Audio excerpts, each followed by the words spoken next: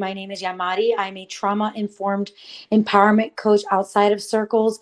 And I'm hosting this 8-week challenge and groups on narcissism and the groups that I host on narcissism, not only based on my training, but also as a survivor. So I bring both levels of experience to this, first hands-on experience, as well as my experience in training and learning about narcissism.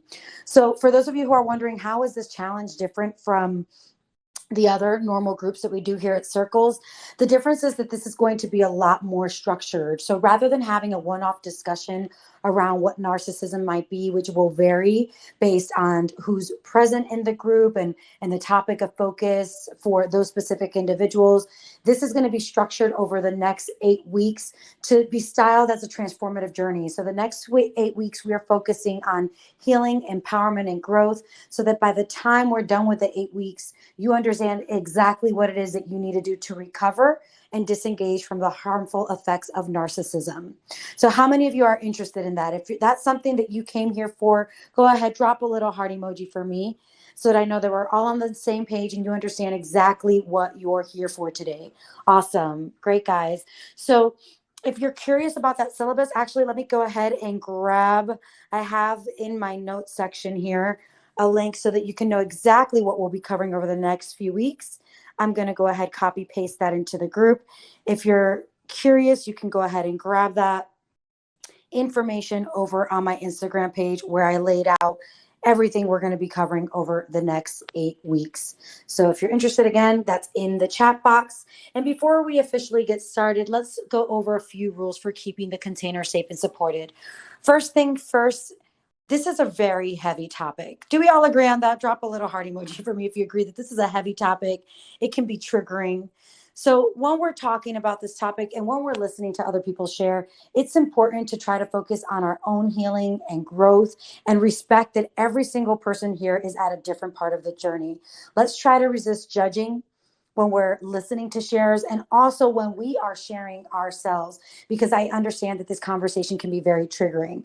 Also, if you do find yourself extremely triggered and you feel like you need to remove yourself from the group, feel free to drop off. I'm not going to take it personally. Your safety comes first in these groups. So if you find yourself highly triggered and it's hard to listen to the conversation, feel free to drop out as you need to. The second one is active listening. When someone is speaking, I encourage you to please keep your mics muted so that we can avoid any unnecessary interruptions. Also, please allow members to complete their shares before chiming in.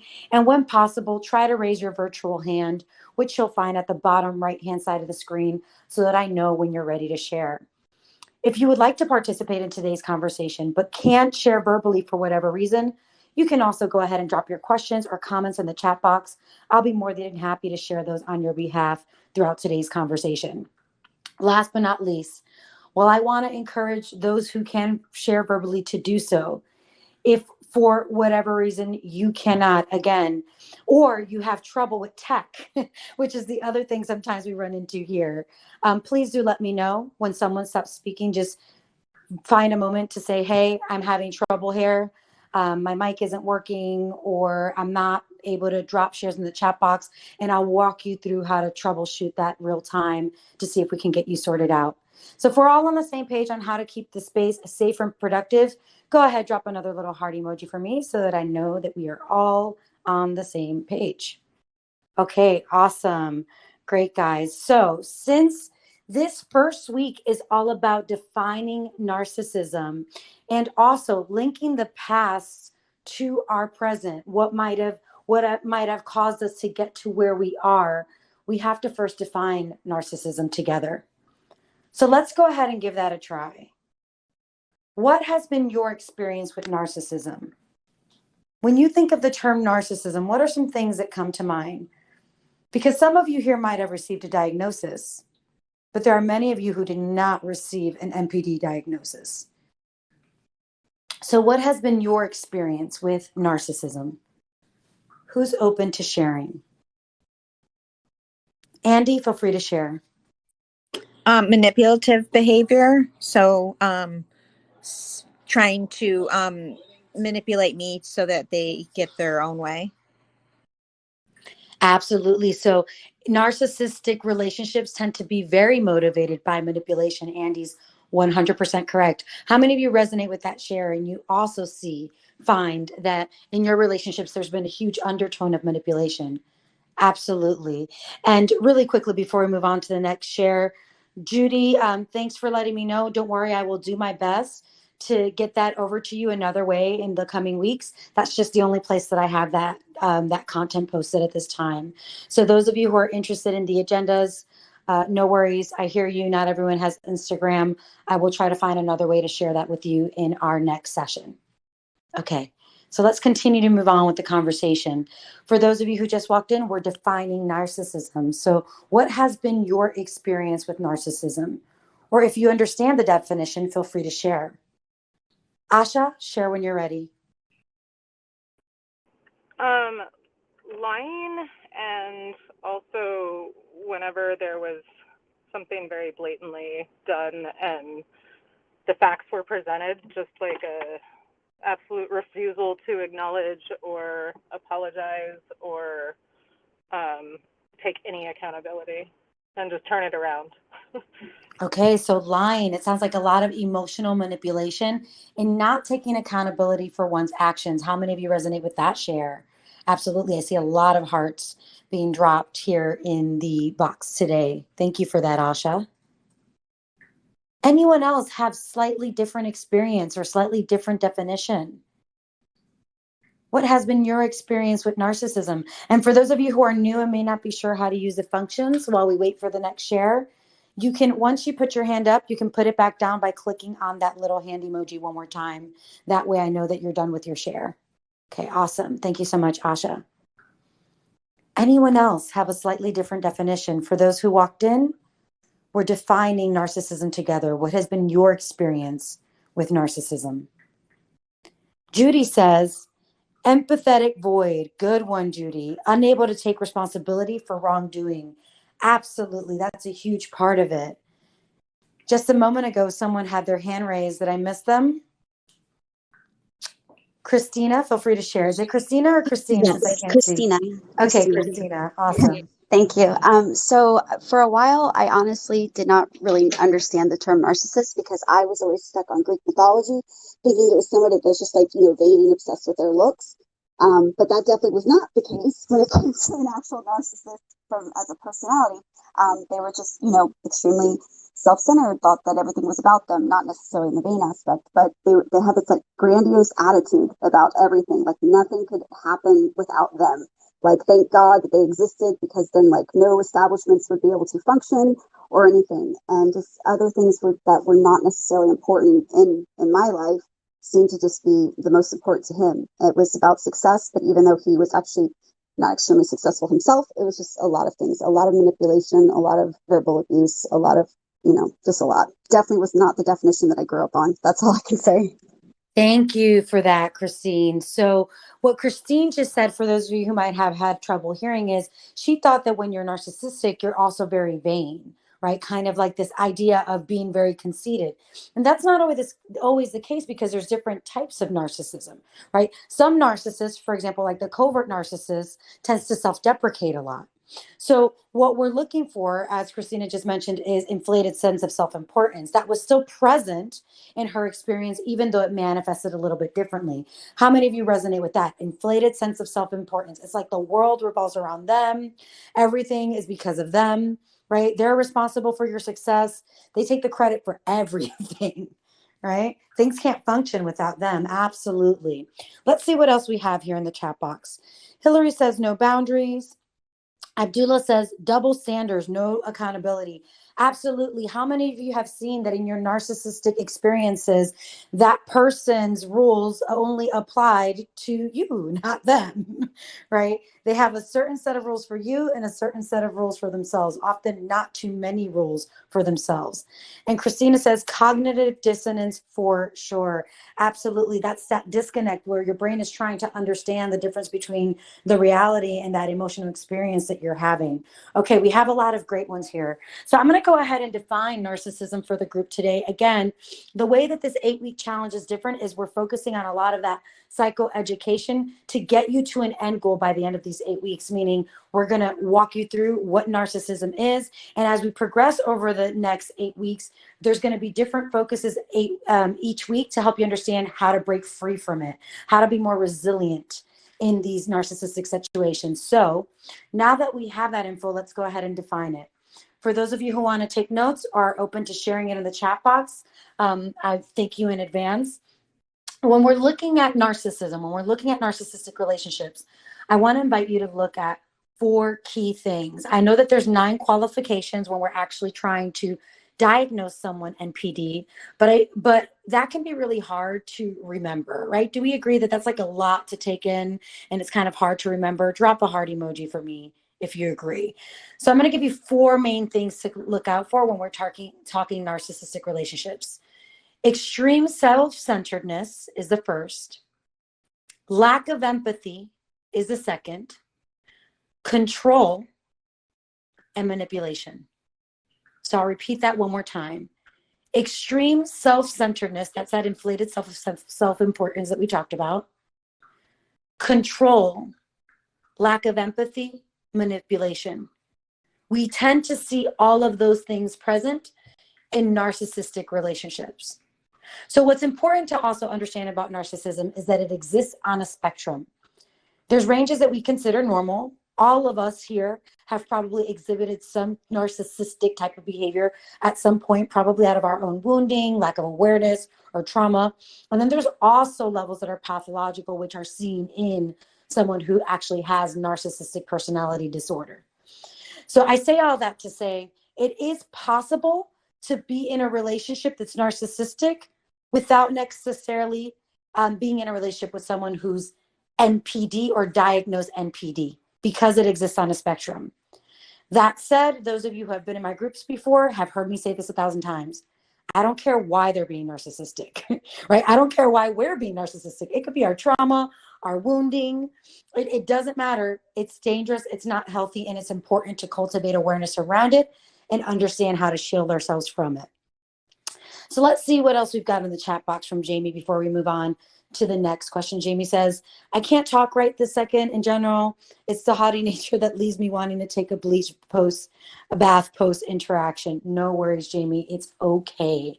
It's okay. For those of you who are with Jamie and maybe you can't share right now for whatever reason, I just want to remind you that you are more than welcome to drop your questions or your comments in the chat box, and I'll be more than happy to read them on your behalf. Okay, so now that we have a definition of narcissism, and some of you have started already discussing some of those patterns, let's dive a little bit deeper into these patterns before we move on to the next phase, which is going to be the acceptance piece. So let's start by identifying patterns or characteristics that have signaled narcissistic behavior in our past relationships. Now that we understand that it looks like extreme self-centeredness, lack of empathy, control, manipulation, what are some of the patterns or characteristics that you've noticed in your either existing relationship, if that's why you're here, or your past relationships? Who's open to sharing? Christina, feel free to share.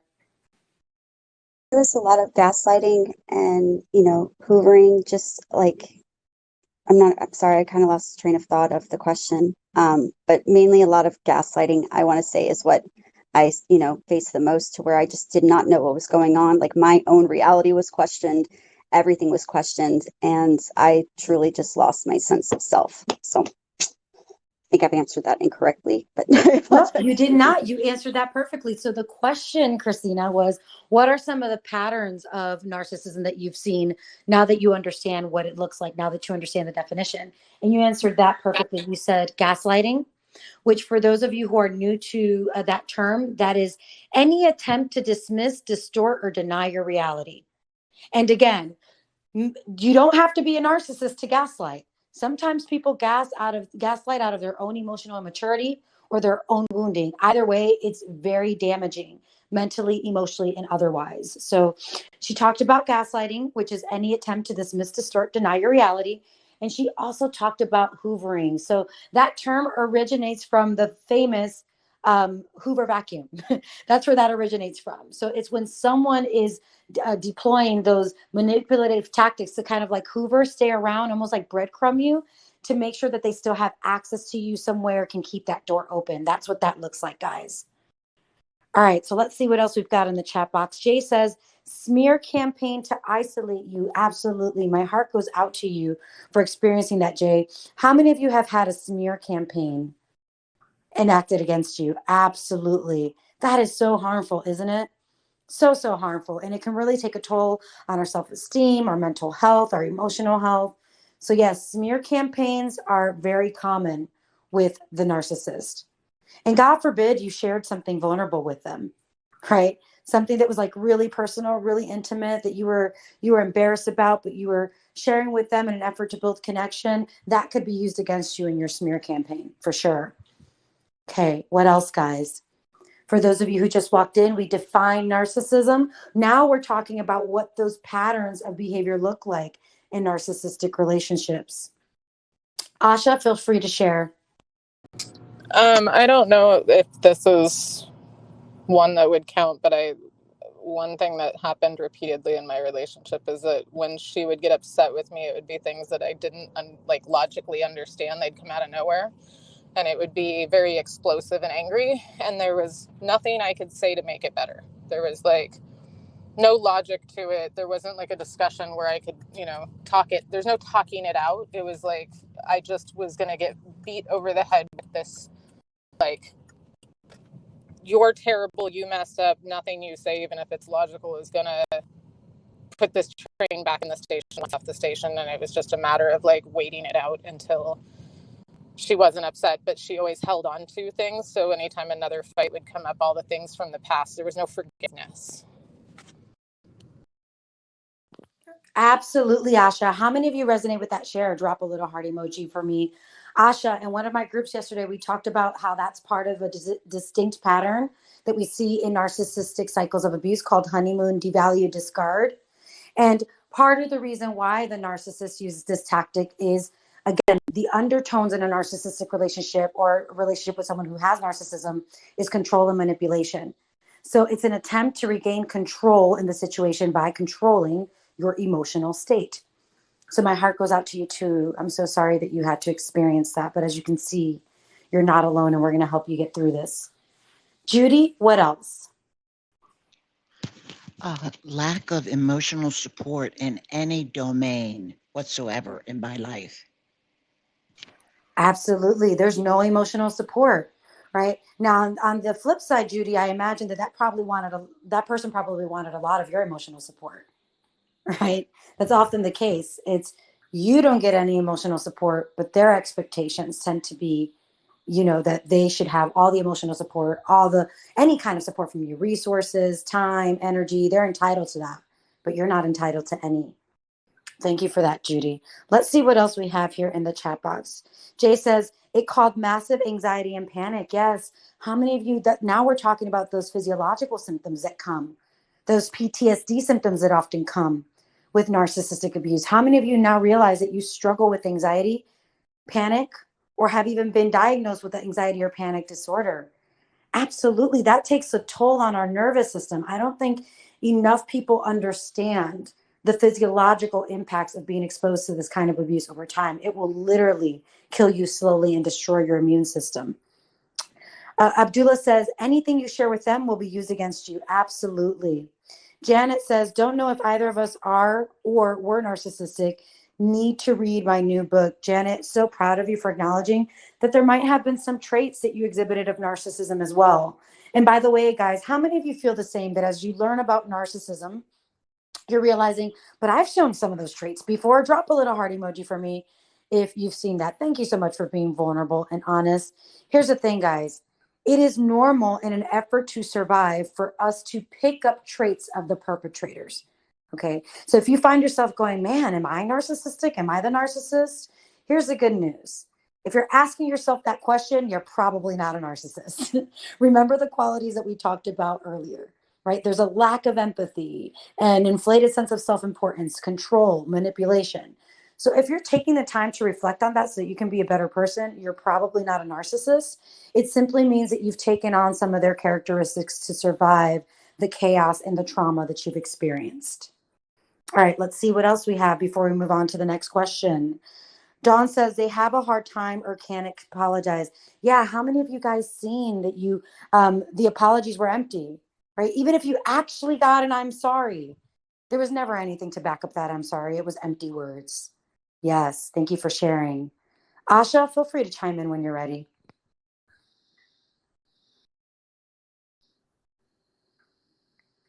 Asha, I think you're muted, hun. Oh, where did she go? Oh, there. Sorry. There you go. A lot of the lies came out after I left the relationship. And one of the things I started to be able to piece together was through the duration of the relationship that most of the time she was accusing me of something, it was because it was something she had done. And I was always confused at the time because I was like, where is she coming up with this? There's no evidence for this. Why is this coming out of the blue? And I could go back to the timeline and realize it was because it was the things she was doing and then accusing me of doing it. Yes. So that's that post-narcissism clarity, right? When you take enough time to remove yourself from that situation, you start to see all the manipulations, all the lies. How many of you are there now? Drop a little heart emoji for me if that's you, where you're like, oh my God, when this person said this is what they really meant, or this is what was going on. Absolutely. There's a lot of post-narcissist clarity that happens.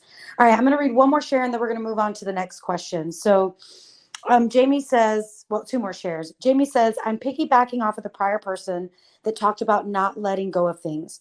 When something awful happened to me and that person never acknowledged their wrongdoing. So when I would bring it up later because it wasn't resolved for me, I didn't understand the concept of acceptance. It brought me back. It brought back on me for not letting it go. Okay, sorry, Jamie, that was a little botched up. Maybe I read it wrong. It got brought back on me. Oh, she got blamed. It got brought back on me for not letting it go. It's okay, Jamie. Jamie's driving. Be safe. Jamie, be safe when driving. So she's saying that because she never fully got an apology, she had a hard time really moving forward and letting go. And instead of that person trying to help her reconcile, they kept making her the problem. How many of you have experienced that? Drop a little heart emoji for me if that's you. Yes, absolutely. And Lori says verbal and emotional abuse. Yes, Lori, which oftentimes is really difficult to spot because of our next question, right? Oftentimes when we experience verbal and emotional abuse in the past and didn't even realize it, we may not know that what's going on in our relationships is unhealthy. So as I mentioned, week 1 is all about defining narcissism, getting clear on what narcissism is, what it looks like. It's also about making links between the past and the present. Because in doing this work, I've noticed some patterns and people who might be more vulnerable and susceptible to narcissistic abuse. And that's that oftentimes they were exposed to it earlier on in their lives. And so they didn't realize that that's what they were experiencing in later relationships. So let's talk a little bit about that now. Now that you understand that narcissism, what we're looking for is patterns of control, inflated sense of self-importance, lack of empathy, manipulation, and dynamics. See if you can spot any signs of that earlier on in your life, perhaps even childhood. Was there someone earlier on in your life that either mirrored a lot of the things that you experienced in your relationships as adults with the narcissist? Not everyone here's here because of romantic narcissism, right? Like not everyone is here because they experienced that in a romantic relationship. So I'm not assuming that.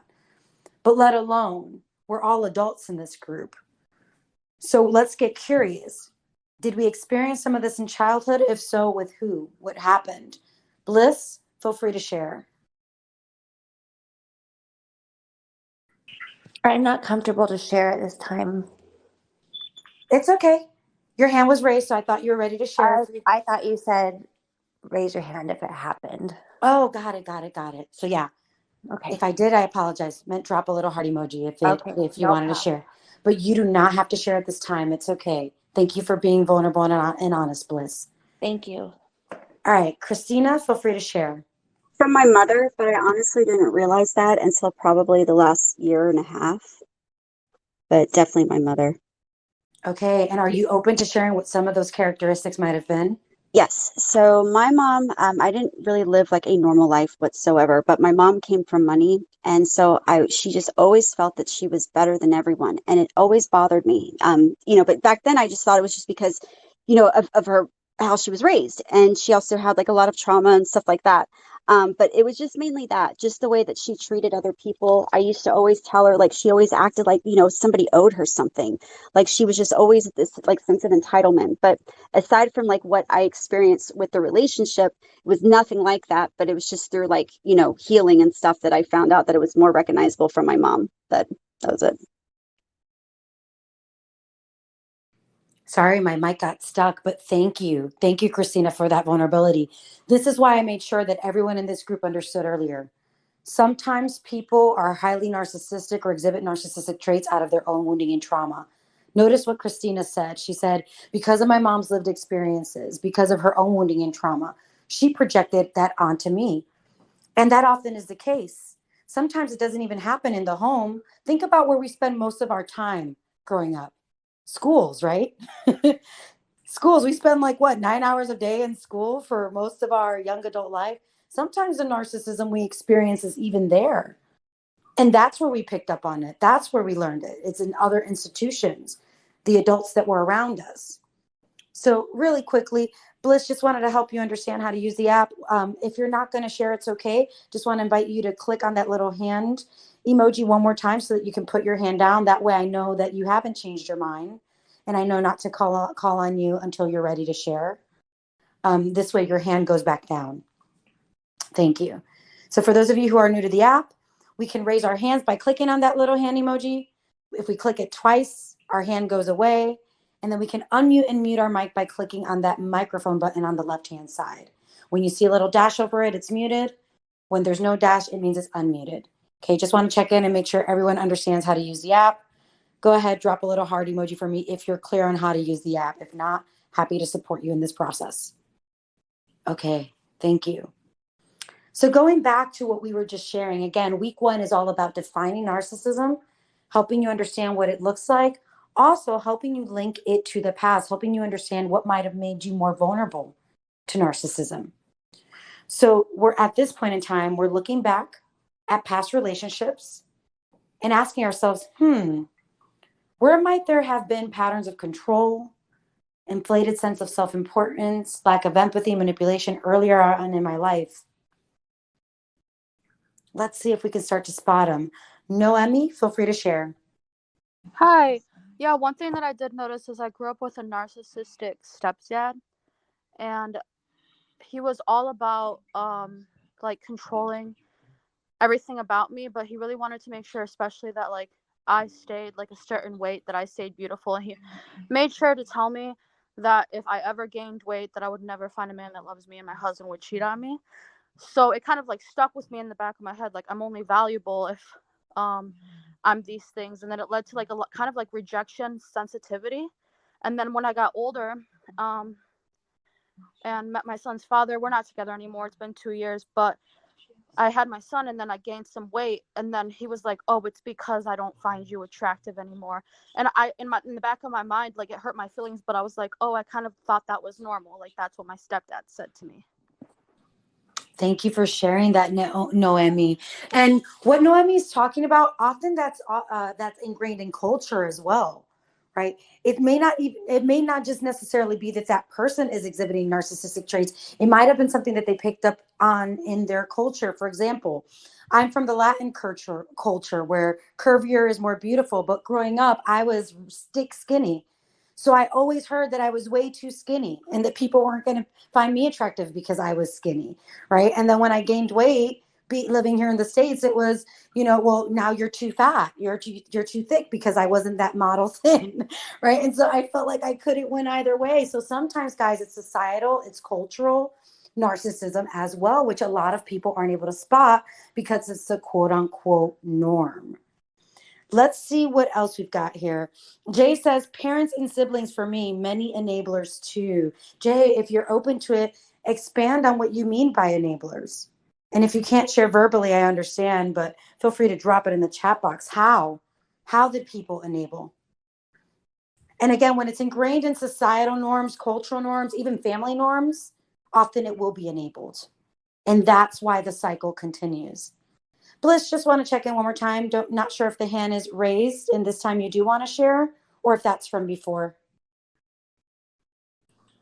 I think that was from before. Okay.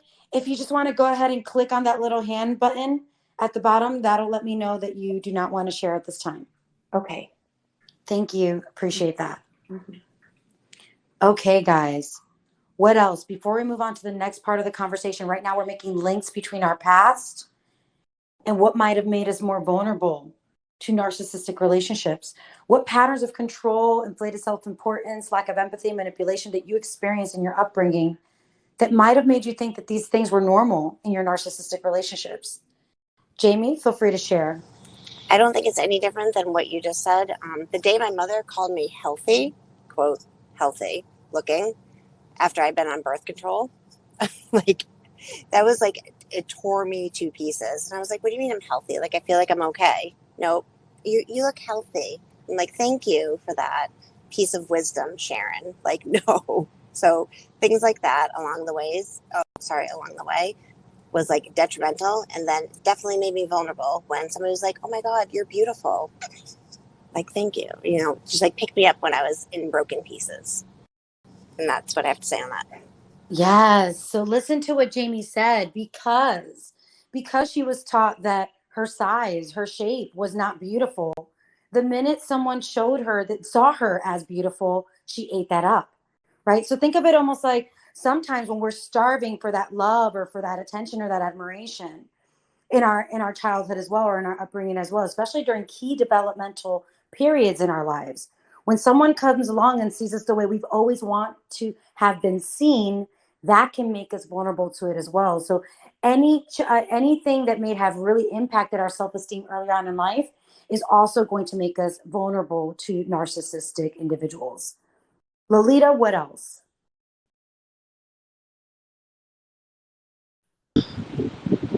I'm driving, so be patient with me. But my story is very different. What made me vulnerable was repeated losses, so grieving. And with my current narc, who I'm married to, I lost a previous husband. He died from leukemia, and this one pretended to sympathize with me and showed me all the comfort that I needed while I was grieving. But um, in retrospect, I realized that was just a mask, and he did what he wanted to do in order to try to get me. And once he got me, the mask came off. So that's my experience. So in Lolita's case, Lolita, it sounds like you didn't feel like you had the proper support systems around you. And here came this person putting on this facade of, I can be that support system, right? Almost like I can be the knight in shining armor. How many of you experienced the same, whether it was male or female? Drop a little heart emoji for me. Where that person found you when you were extremely vulnerable, at extremely vulnerable period in your life. Absolutely. This is why what we often hear in the narcissism world is this concept of empath narcissistic relationship. How many of you have heard that concept before? The empath narcissist dynamic, right? It's this idea that narcissists often prey on or go after individuals who are highly empathetic, highly kind, extremely understanding, because they can see the interesting polarity is narcissists can see your vulnerabilities just like you can see vulnerabilities too, but they use the power for evil and not good. So they can see those kinks in your armor. They can see those insecurities and they prey on them. Dawn, feel free to share.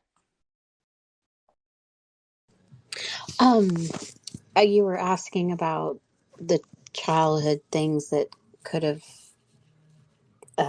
contributed to attracting that. I guess abandonment would be mine. Are you open to elaborating, Dawn, or are you not comfortable at this time? Sure. being very young and like 7 or 8 and adoring my father, and then him leaving and getting remarried and then staying gone and unable to be found and didn't want to be found and started a whole new life. So for me, I guess I was always trying to you know search for that person Absolutely. or people. Yeah, absolutely. How many of you just resonated with Dawn's share? You realize now that it has to do with the wound from earlier on in life. So the reason why I asked Dawn to elaborate is because the abandonment wound is tricky. Oftentimes people think of it as a literal abandonment wound, which that was the case with Dawn, right? Is my father picked up, left, and started a whole new family elsewhere, completely forgot about the one that he had. That certainly will create an abandonment wound, and it's a more overt one. But it's also, when we're talking about abandonment wounds, it also refers to deep emotional pain that stems from the perception of being left, neglected, or rejected. Sometimes that can manifest or happen because, hey, mom and dad were trying to make ends meet. They couldn't really be around. So while you were the kid who wants to spend time with mom and dad, they're not there. That can create a neglect wound, that rejection wound, that left behind wound. What are some other things that might create that? Right? Remembering that it can be both overt and subtle. What are some other examples that might create that? Because that certainly leaves us vulnerable to the narcissist. It's actually what keeps us stuck in that pattern of honeymoon, devalue, discard as well. Hope, feel free to share. Mine's pretty overt. When I was younger, my father killed himself. Yes. So Hope, thank you for that vulnerable share. I'm sorry, my heart goes out to you, but absolutely. The child who experienced that now internalizes, even if it's on an unconscious level, it's not conscious to them, that I could have done something differently. Maybe it was my fault. Maybe if I had done something differently, maybe if I behaved better, this person wouldn't have done this. So absolutely, that's another example of how our past trauma, our past wounding can then leave us vulnerable to these kind of volatile relationships. Guys, I just want to stop and take a moment to thank you all so far before we move on to the next share for being so vulnerable, for being so open. This truly is a testament of how deep you want to go and how much work you want to do. Right. So I truly appreciate you for being that brave, because this work is not easy. So, okay, let's recap what we've gone over so far before we go on to the next question. We've defined narcissism. We talked about the 4 key elements in those relationships, which are extreme self-centeredness, control, lack of empathy, manipulation. We also started discussing some of the patterns that we saw in our narcissistic relationships as adults. We also started looking at the past to identify what those relationships might look like, or might have looked like, I should say, in the past, how they might have been linked. So now I want to invite you to take a moment to think about how all of these past experiences, whether it was in childhood, whether it was with the adult who was in adulthood who was narcissistic abusive, I want to invite you to think about the impacts that might have had on your emotional, mental, and physical well-being. What are some of those impacts? What are some of the impacts of all these experiences on your emotional, mental, and physical well-being? Who's open to sharing?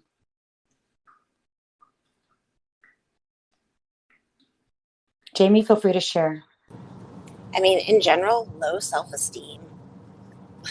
Yeah. I did not, low self-esteem. Absolutely. How many of you are with Jamie here where you're like, I really struggle to love myself now. I really struggle to see my worth. Absolutely, because a narcissist makes sure that your worth is tied to them, that your identity is tied to them. You lose all sense of identity when you're with a narcissist or when you're in a narcissistic relationship. You exist to serve them, a purpose for them. So of course your self-esteem is going to hit a low point. This is why in one of the weeks coming up in this 8-week challenge, we're going to focus specifically on that, on self-esteem. Absolutely, Jamie. Thank you. Charm, what else? For me, it's chronic PTSD. Always super hyper vigilant, and I've been that way since a child because I was the scapegoat. So I'm constantly looking for a threat or trying to see is something bad going to happen if I choose this outcome. Yes. How many of you also struggle with PTSD symptoms like hypervigilance? There's other ones as well, but that's what we're talking about here, right? Avoidance are some as well, nightmares, flashbacks. Yes, absolutely. A good chunk of the group. So yes, PTSD symptoms. What else, guys? Oh, we've got a few in the chat box. Jay says, depression and PTSD, no confidence. And here's what's important to understand for those of you who resonate with those shares around PTSD and depression. Some of that might even have been hardwired genetically, right? That's the science of epigenetics. When we have generations of family members who might have experienced the same kind of thing or worse, some kind of generational trauma, sometimes we're born with PTSD symptoms and don't even realize it, right? So your nervous system, your body might be predisposed for things like anxiety, depression, hypervigilance. Here's the good news about that. That means you're an amazing survivor. You can spot all the threats. That means you're an amazing survivor. Here's the bad news about that. The tools that you need to thrive are not the same tools that you need to survive. So a lot of what we'll be discussing the next 8 weeks indirectly is how to use some of those things that you consider weaknesses as strengths, right? We're going to be reframing our thought process around what's happened to us, our resilience, so that we can come out of this better versions of ourselves. What else, guys? What are some of the other impacts of having been exposed to this physically, mentally, emotionally, or even spiritually? And when I say spiritually, I'm talking about who you are at your core, your principles for living, your beliefs, your faith. Noemi, feel free to share. Yeah, it's kind of like complex, but I feel like trying to be perfect all the time, especially since I don't know if it's because of my family, but I am high functioning autistic. So growing up with my narcissistic stepdad that yelled at me about everything, he would say something like, go get that thing, it's on the fridge, but I'd be searching for it for an hour. It wouldn't be on the fridge, it would be next to the fridge. Just little things like that he would completely be in my face screaming about. So it's like made me very nervous about like trying to explain my side of things and a person being able to completely freak out about. Yes, Noemi, thank you so much for being so vulnerable and sharing that with us. Absolutely. So you needed patience and understanding that wasn't given to you probably out of not only just narcissism, but lack of awareness, right? And so absolutely those things are going to impact you. So now you also find yourself on edge all the time, trying to anticipate, right, how you can avoid being screamed at or how you can avoid having that kind of reaction. Absolutely. What else? Let's see what we've got here in the chat box. Judy says, so many to list. Career, hobbies, friends, money, property, behavioral health disorders. How many of you resonate with those buckets? Drop a little heart emoji for me, right?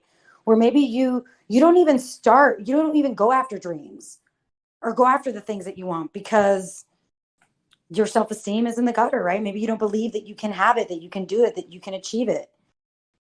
Absolutely. So this affects your career, it affects your hobbies, all those things that Judy mentioned. Stacy also said, I was the scapegoat too and had PTSD. How many of you are often the scapegoat and still feel like the scapegoat in your life and your relationships? Maybe you even unconsciously subscribe to being the scapegoat because you've been trained to be in that role, right? Like, I'll take the fall. I'll take the fall for it because I can handle it, right? We have to be careful with the narratives of strength that we adopt as the result of narcissism as well, because those can shoot us in the foot. What else do we've got here before we move on to the verbal shares? We've got Kristen says, clocking into work, have to leave. I am an empathetic trauma RN. Oh, thank you, Kristen. Sorry you had to leave early. Sarah says, fear of failure. Dawn says, always search for acceptance from people I would not care about now. Wow. Dawn, how many of you resonate with that one where it's always trying to prove that you are lovable is basically what Dawn is talking about here. If I just do more, if I just be more, if I just change the way that I speak, whatever it is, right? Dress, do my hair, maybe people will love me, my weight, maybe people will love me, right? Maybe this person will love me. Absolutely, Dawn. Thank you for sharing that. Hope. Oh, Jamie. Actually, Jamie's next. Jamie, feel free to share. Oh, I just wanted to say that something just happened. So while we were on this call, my son, my 9-year-old called me and he goes, Mom, guess what? And I said, what? And he's like, I learned today that I'm ambidextrous. And I was like, oh my God, buddy, that is so amazing. Like, stop it. I'm like, I want a picture drawn with your left hand. And then after I got off the call, my immediate response was, did I just say the right thing to him? Like, I was second guessing myself. Like, and I know he knows, like, where I'm serious and where I'm not, but like, I'm so like terrified of hurting him the way other people have hurt me that like that just happened. And I was like, wow, that's real. Wow. So constantly second guessing yourself and your judgment is one that comes up for Jamie. And just really quickly, so that we can help give Jamie some validation here. How many of you heard that and felt like she was being super supportive? Drop a little heart emoji for me if you felt like she was being super supportive of her child. Absolutely. That's what I thought when you shared it. I was like, man, I wish I had that growing up, right? Right? I was so excited. Because any other parent could have responded to that from the lens of, oh, that's a handicap, that's a weakness, Oh, right? gross. And that's going to shape how that child thinks about themselves in the future. So I think you did an amazing job, Jamie. Thank you. Thank you, Yamarie.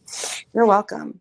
All right, we just had a hand raised that I lost while I was, okay, Hope, feel free to share when you're ready. I was going to say, like I try to individuate and I try to grow, and it's seen or heal even as a threat to people in my family that have not. So they will like sabotage it. I find out sometimes I self-sabotage it because I don't know it. It's different. So it's like I have to do it under the radar until I'm able to find a place where I can roam free or something. I don't know. No, that's completely understandable, Hope. How many of you feel the same where you kind of have to hide your successes or hide some of your plans because you're afraid of how family members or others around you are going to react? Absolutely, Hope. Fun fact, my family found out about what I did on Instagram, right? About 3 years into me doing it because I was afraid, right? I was afraid of the kind of response that I was going to take. And actually, similar to Christina, because my mom did exhibit a lot of narcissistic traits when I was a child, one of the things that I had to do, because I knew what I was going to focus on this journey, was have a blank in conversation with her about the kind of experiences I was going to be sharing online. And thank God it turned out very well. But I basically had a conversation that said, hey, I'm going to be doing more. I've been doing this. Now that you know what I'm doing, I've been doing this. I'm going to have to talk more about my experiences to help myself and other people. And I'm not asking for permission. I just need you to know. And thank God she's doing a lot of work on her own trauma. So she's now a lot more supportive and understand. But Hope, that's normal. I just shared that story with you so you understand how normal that is sometimes you've got to keep your dreams close, especially when your entire circle around you is highly narcissistic and you're breaking free of that. All right, guys, we have about 8 minutes left. So I just want to check in. Are there any more shares? How has this impacted you emotionally, mentally, or physically before we start wrapping up? Noemi, feel free to share. Yeah, I just feel like, I don't know if anybody else resonates with this, but I feel like I'm kind of at times like kind of like emotionally immature. Like when I'm in like high stress situations, like I feel like these little parts of like my personality come out that are very much younger. And I also feel like an imposter, like when my school tells me like, oh, you're on the honor roll, I feel like, oh no, like they're just sending this out of pity, like because sometimes I don't feel like an actual adult. Like I feel like these little personalities like of a child come out sometimes, and it makes me very insecure. Yes. So Noemi, so far you've mentioned to us perfectionism, imposter syndrome, and also what you're calling emotional immaturity. We can also look at emotional resilience, right? As well. This stuff has taken a toll on your self-esteem, and there's an inner child in you and every single one of us that has been impacted by the effects of this narcissism. So when we struggle with self-regulation, or when we don't have an awareness around how that manifests for us, then yes, those things can be absolutely true. Maybe we find ourselves being very reactive, for example. How many of you find yourselves being very reactive? Drop a little heart emoji for me. Like, it's like you go from 0 to 100, right? That's a sign of where we got to enhance that emotional resilience muscle. Again, something that we'll be working on over the next 8 weeks together as well. So all that to say, Noemi, that is extremely common because of what you experienced as a younger adult and what you're still experiencing today. What else do we've got here in the chat box? Asha says, those are also called parts. Yes, those of you who have done, well, she just said it in this chat, internal family systems, or are curious about it, this is what they teach you. You've got an inner child, you've got an inner teen, and I also like to say that you have an inner parent, both wounded and healed. Asha says, there's a book called No Bad Parts that talks about all of these younger parts, which she highly recommends to anyone who's interested in struggling with this. Thank you. Lolita, feel free to share. My trauma, I mentioned grief, but one of the main factors is I lost my father when I was 13 years old. And because of that, I think that the typical looking for love in all the wrong places, I think I have been trying to find that father's love, although it's probably going to sound kind of weird, but I looked for it in my romantic relationships. So I think that's where I became very vulnerable. And I know that narcissists prey, they're predators and they prey on you.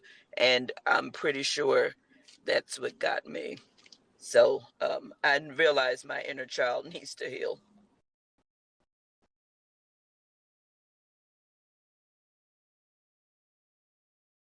Sorry, guys, my mic got stuck. Thank you so much for that, Lolita. Absolutely. Thank you for that beautiful share. And those of you who feel the same as Lolita, you resonated with that share. This is where looking into things like attachment theory might be extremely helpful. In attachment theory, Lolita, we learned that we often grow up and try to reconcile a lot of the issues from our parental relationships and our romantic relationships. So we're all seeking essentially to reconcile those wounds that might have been unconsciously created with our mothers and our fathers. And guys, no matter how well intended, no matter how awesome your parents might have been, we all tend to walk around with a certain amount of wounding because no one is perfect. Bliss, can't tell if your hand is raised this time because you want to share or not. So want to go ahead and give you that opportunity if it is. Okay, looks like that was an accident.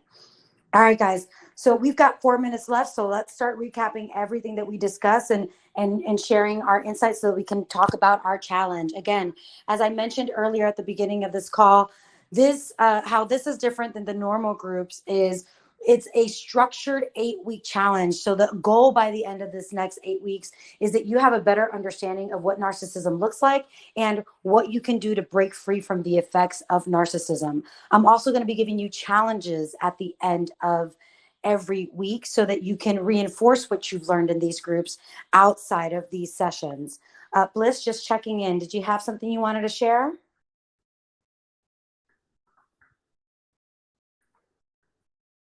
Okay. Can you hear us, Bliss, if you wanted to share something? Sorry, no, Okay, I there you don't. Is go. my hand on? I don't know how Yes. to shut it off. Okay. No worries. Just wanted to make sure that I didn't miss you as we were wrapping up. Okay, guys. So today I promised you that we would go over the definition of narcissism.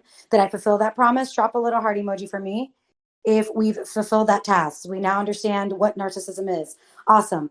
I also promised that we'd go over what some of that looks like, specifically the behaviors, the patterns, that we go over that. Awesome.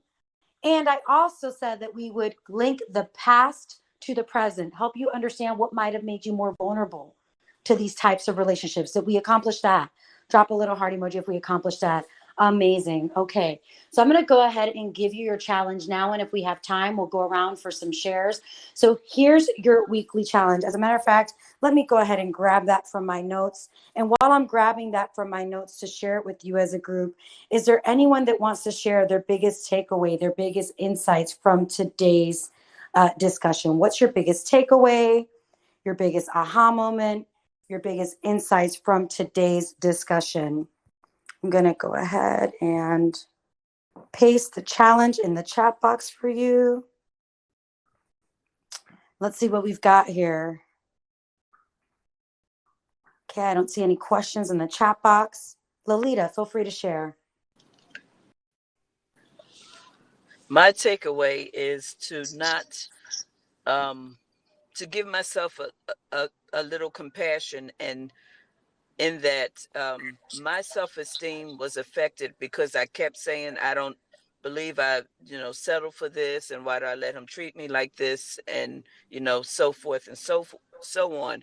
But after meetings like this, I realized I am better than my circumstances, and I am going to not let this affect my self-esteem. It was a circumstance, and I'm going to learn from it and grow from it and just become stronger. Ooh, that was powerful, Lolita. She said, I am better than my circumstances. In other words, your past doesn't have to define your present or your future. You are better than your circumstances, Lolita. That was a powerful way to share the group. Again, those of you who want to continue this work outside of each week of the challenge, I just went ahead and dropped the challenge for the week. I highly recommend copy pasting that and throwing in your notes app, or texting it to yourself so that you have these notes, because that chat disappears at the end of this. Rupali says, will this recording be available on Circle Spotify? I'm not sure if it will be available on Circle Spotify. However, I was asked to give permission to record these, and I said yes. So it should be somewhere at some point, assuming that the recording functionality worked the way that it should have. All right, great question. All right, guys, thank you so much for joining me today. If you enjoyed this conversation, feel free to join me the next 8 weeks as we work through this challenge. Again, those of you who have Instagram, you can see the full syllabus that I designed, what the next 8 weeks are going to look like on my Instagram page under events. I look forward to seeing all of you guys in the future or in one of my other upcoming groups. Until then, take care.